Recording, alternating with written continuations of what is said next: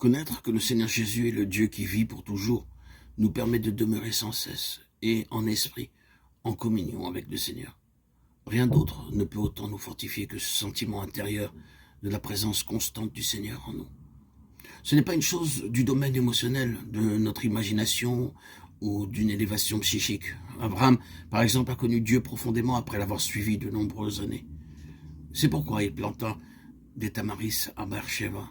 Et là, il invoqua le nom de l'Éternel Dieu de l'éternité. Genèse 21, 33. Daniel est appelé le serviteur du Dieu vivant. Et lorsqu'il fut jeté dans la fosse aux lions, son Dieu ferma la gueule des lions et ne l'ont pas dévoré. Daniel 6, 20, 22. George Muller a dit une fois, si vous marchez avec Dieu en vous attendant à lui pour qu'il vous accorde une aide opportune, vous découvrirez que le Dieu vivant ne vous fera jamais défaut. Un frère âgé qui connaissait le Dieu vivant depuis 44 ans a déclaré que Dieu ne lui a jamais fait défaut.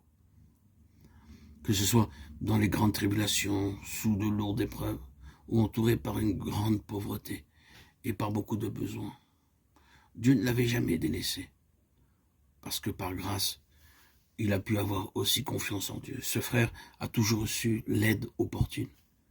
C'est pour cette raison qu'il avait voulu joyeusement rendre témoignage au nom du Seigneur.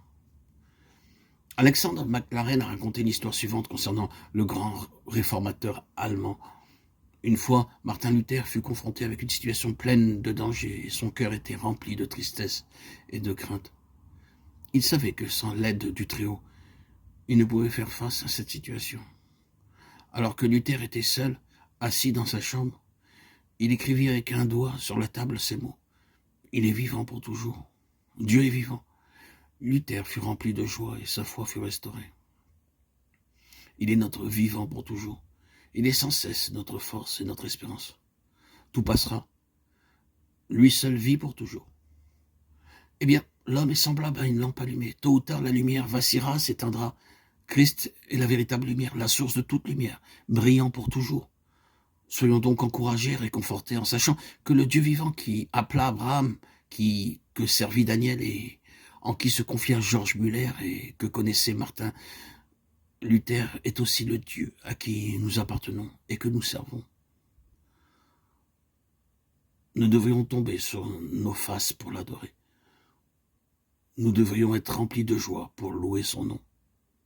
Mes frères et sœurs, bien-aimés en Christ, il y a plus que cela. Non seulement le Seigneur est vivant pour toujours, mais il détient aussi les clés de la mort et du séjour des morts.